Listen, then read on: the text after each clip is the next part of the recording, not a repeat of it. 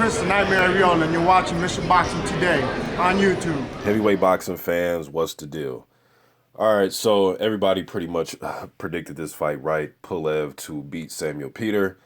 It was just a matter of how, you know what I mean? And Peter did something that I thought that he would possibly do, and I said this yesterday in my video when I was giving my thoughts about the weigh-in.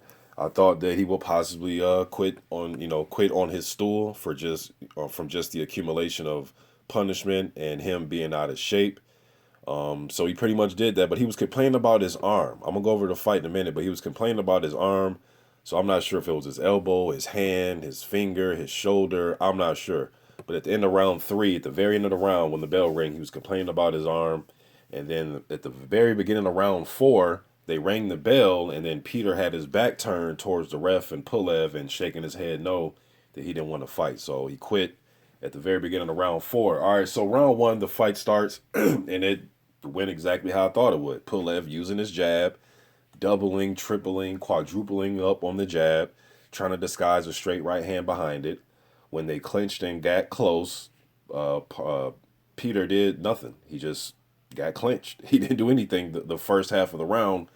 Pulev using the jab, circling, fight how Pulev fights. He was in shape for the fight.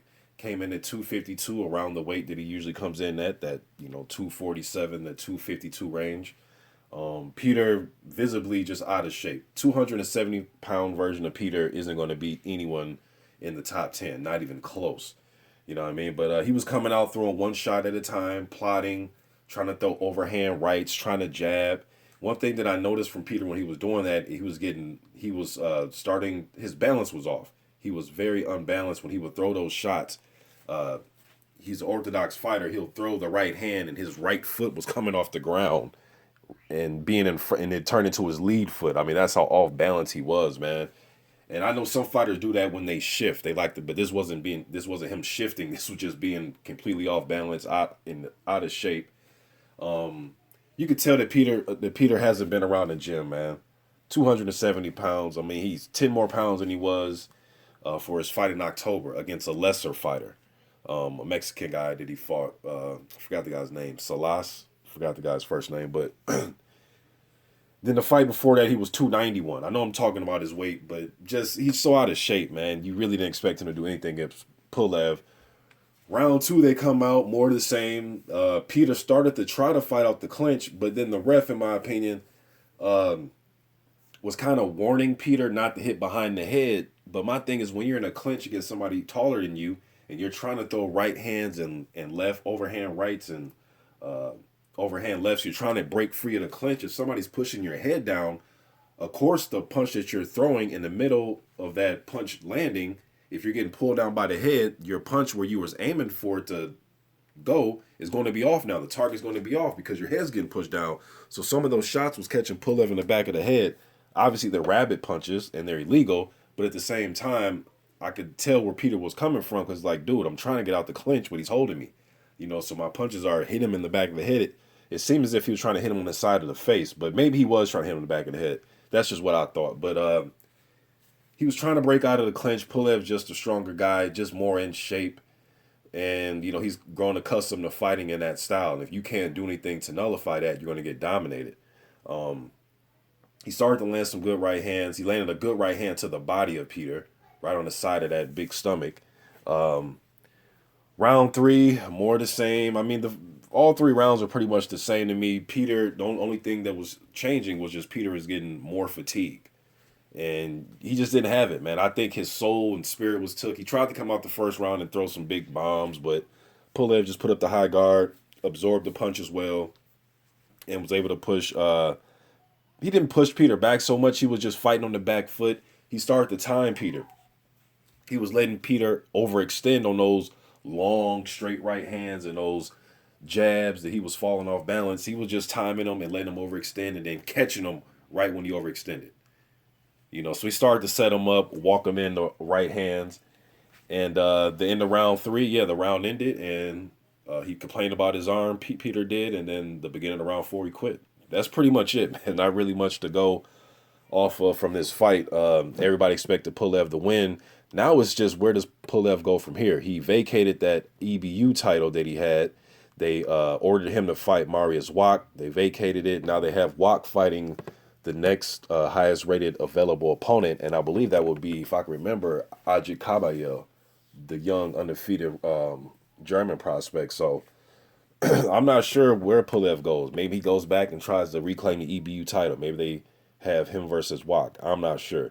But if you look at the rankings, the IBF, let's go to IBF first because that's where Pulev, I think he's going to exercise his right for his mandatory. He's going to be next in line for Joshua versus Molina winner. Remember, it was Joseph Parker. Parker lost that when, he's about to battle for the WBO strap against Hughie Fury next week. So he's doing that.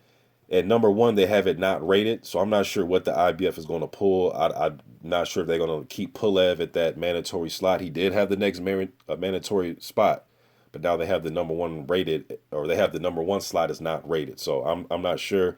I'm thinking Pulev is going to get the winner out of Molina and Joshua. You know what I mean? But you look at the WBO, Pulev is rated number 10. Guys that are rated ahead of him: Edmund Gerber, Tom Schwartz, some German guys, David Price, UK, Jarrell Miller, Hughie Fury, David Hay, and then you have Ruiz, Klitschko, and Parker. But Parker and Ruiz, you could cross those guys out. David Hay is going to fight Tony Bellew, and Hughie Fury, Jarrell Miller, Price, Schwartz, Gerber. I'd like to see any of those fights. WBA, let me see if Pulev's rated. Yep, he's rated number 11 by the WBA. Guys rated ahead of him: Trevor Bryan, Jarrell Miller, Emmanuel Char, Hay, Akendo, Briggs, Ustinov, Brown, Klitschko, Ortiz. WBC, he's rated number 3. Guys rated ahead of him: Stavern and Povetkin. They're getting ready to fight. The winner of that is supposed to get their shot at Deontay Wilder. They would be crowned the WBC interim champion. And guys rated below Pulev in the WBC: Johan Duhaupas. He's going to fight number 8 rated Carlos Takam. Duhaupas rated number 4. They're fighting for the WBC silver title. Well, Duhaupas will be defending the WBC silver title. He won the vacant title from Robert Helenius. So a lot of options, man. Hopefully Pulev, he's rated by, all the sanctioning bodies, man. So let's get a good fight now. Let's not have any, fights like this. I know Samuel Peter had the name, but come on, man. This isn't the Samuel Peter 2006. So it's cool. I just want Pulev's next fight because he's one of the best fighters in the division. He's a top 10 heavyweight in my opinion. He has one of the best jabs, if not the best jab. You can argue that in the heavyweight division, man. So I like Pulev. Just want to see him mix it up with some of these other top guys, man. I really like to see him fight the winner out of Duhaupas and Takam. I think that'd be a good one. And he's rated high by the WBC, and they're fighting for the WBC silver. But I think he may go after his title shot. That's what he said he wanted to do, was exercise that, mandatory position and fight for the title in 2017. That's what he said. So I'm going to hold him to his word. And you know how the IBF is. They want you to, the IBF doesn't play around when it comes to the mandatory, fighting your mandatory. So I think when it comes around, Pulev will be there. And we'll see if he takes the fight. I'm sure he will. It's a damn world title, man. Like, shit, why wouldn't you take it? You're only getting older. You know what I'm saying? So we'll see. You guys let me know what you think about this fight. If you've seen it, if you haven't seen it, it's up on YouTube. If I remember, I'll leave the link to the fight. But just type Pulev versus Peter and it'll pop up. That's where I watched it. That's where I viewed the fight. So, and who do you guys think that Pulev should fight? I went over all the rankings. You think he should go right after Molina versus Joshua? Do you think he should see what's going on with the WBC?